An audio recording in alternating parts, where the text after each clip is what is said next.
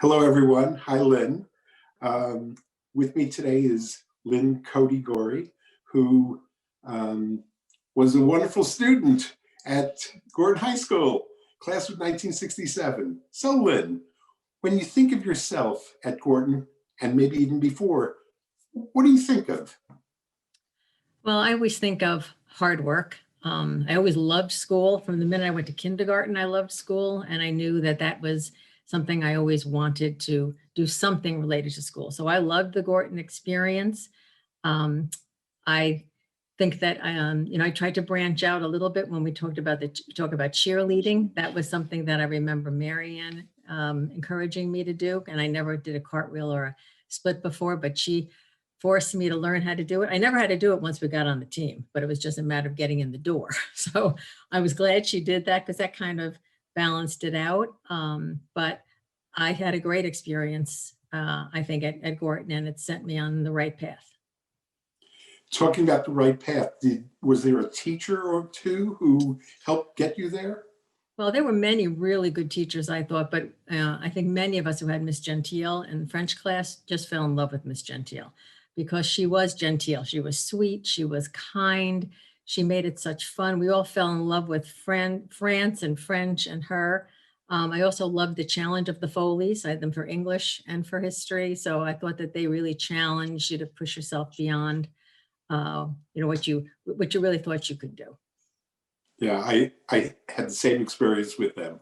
Um, so you did this whole thing with French. Did that lead to any place that you Well, went? what it did is when I was looking for colleges, I looked at the state universities and also College of Mount St. Vincent. And my mother really wanted me to go to College of Mount St. Vincent because she had investigated that they had a junior abroad program. And I went in as a math major, but that didn't last very long because the nun told me I wasn't as good as that as I thought. So she said, you may as well consider foreign language. So I became a teacher of modern foreign languages and went to France for my junior year because my mother had said she had never gone any further than the Hastings City line. She never had a driver's license. I was going to go to France. And that made the whole difference. It opened up a whole different worldview. The challenge that it also brought was that I came back to this country not being able to student teach. Because the nuns in Mount St. Vincent decided if you went abroad, you couldn't student teach, but they didn't tell me that when I went over. So there was a lot of different paths that had to happen after that to get to the place of having a teaching license. But it really was the right choice for me. And when you went to France, did you see anybody that you knew? Well, yes, as a matter of fact, some of the high school people came over once, which was very much fun. Rita and Marianne came, but then Miss Gentile came over. And we went out for dinner together. I was really excited that she came. And what was really interesting is I found her more intimidated in that situation where she made me be the teacher and I had to do the talking because French in the United States and French in France was a little bit different, the slang and all of that. But I was really very happy to experience France with her. That is beautiful. So you said that you got involved in education. Sort of how you're now the virtual assistant superintendent at Briarcliff. How did you get here? What was the sort of winding road? It was a winding road. I started off originally as I started a daycare center back in the 80s when women were starting to go back to work because all my friends needed a place to bring their kids. So we started a licensed daycare center with the neighbors. And then within about a year, we had over 100 kids licensed by New York State. I ended up having a back injury and I was the teacher there. I was the main teacher, provided the lessons for everybody. Then I broke my back actually. And the doctor said, you got to go into a different line of work that isn't really lifting as much because we had babies and all that. So my kids were in a local parochial school and the pastor there asked me to interview for a new principal, other people, and he didn't like any of them. So he asked me if I'd become the principal. Not licensed, became the principal. Got me a license. I went downtown. Then the kids were getting older and I was at that point separated and knew I needed more funds, I ended up interviewing for a public school job and interviewed for a public school assistant principalship. And they interviewed me and they said, well, why don't you be the principal? So I became the principal, from there, they asked me to move. I was an elementary principal. Then they asked me to go to the middle school for a while. Then at one point there was an opening in central office to let me go there. They asked me to go there. I retired. It's about 7 years now. And I started to do all kinds of other types of consulting. And then a few years back, probably about 2 years ago, I'm living on Cape Cod, and Tarrytown needed a director of curriculum. And I said to them, I will do it if you let me do it part virtually, part face-to-face. That was pre-pandemic. Now, Briarcliff said, well, if you could do it for them, you could do it for me. So now I've been working consulting in the area of curriculum instruction with Briarcliff for a couple of years and still doing it. That's really wonderful. I happen to know one of the assistant principals at the high school who loves you. I love him too. I have a question. You've been married for 4 years. Could you tell us about meeting Sue and how that transpired? I met Sue and she worked in the same school district. She was the union president when I came in as the principal. It was my first public school principal job. So there was a lot of things that I didn't know about with unions and contracts. So pretty much everything that I could do wrong, I did wrong, but not on purpose.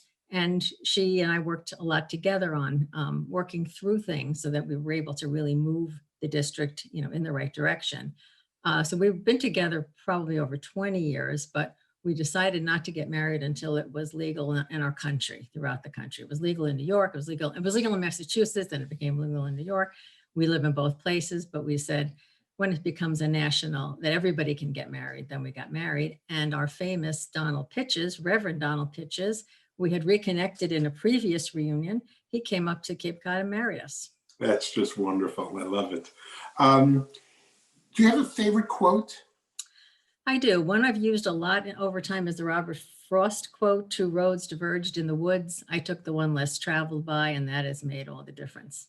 And I think you can see kind of my life went on different paths where if I didn't take that road less traveled and take that chance, I don't think I would have been able to have as many good experiences I've had in school. Because again, I love school. I feel like school is not only a job, it's my hobby. I just love being around everything that has to do with school. And I certainly appreciate that. Now you might have a granddaughter that you've given advice to. We do. We have a 17-year-old granddaughter who is an unbelievable student. They live in Pennsylvania. She takes all kinds of AP classes. And last summer, both Sue and I said to her, like, where did you come from? And she said, look at the two of you. I came from the two of you. That's why. And we continue to advise her to do the same thing, to think big, don't limit yourself. You don't really know what the world has in store for you, but you really can do anything if you put your mind to it. And also hard work. She's a really hard worker, loves school. So we are happy. We think we passed it down to her. I think that advice is particularly good for all of us, no matter whether we're 17 or 71. Yeah. One of the questions I was wondering about is there a person who you admire? I thought a lot about that when you had said that. It might be one of the questions. And I think my mind always goes towards our classmate, Marianne Volkasik-Dorr. She and I have been friends since we've been 4. Marianne and her husband, Greg, I've known Greg many years now also. And I've always said, thank God for Greg when he came into the family, because Marianne can be a very, not the easiest person all the time, very opinionated.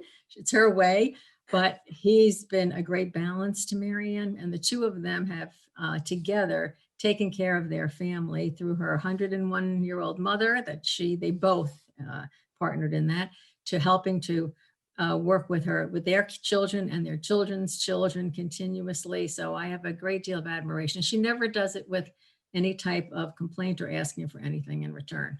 So I do admire her. It's interesting because I think the qualities that you're talking about, what you admire in her, I find that you probably share as well. And I think that's why a lot of us admire you. Well, and I know in your work and your life and your Gorton relationships, that's been a very important part. And I'm thrilled that you guys have helped bring us all together.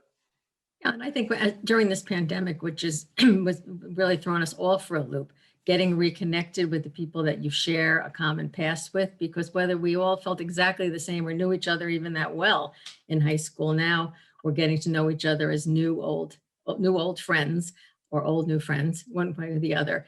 And making this connection, not only through the reunions, but through the Zooms, has really been, I think, important to all of us. We can see that, in the faces of everybody that joins when we get together. I think that's a great place to end. You did a great job, Lynn. Thank you so much. You're very welcome.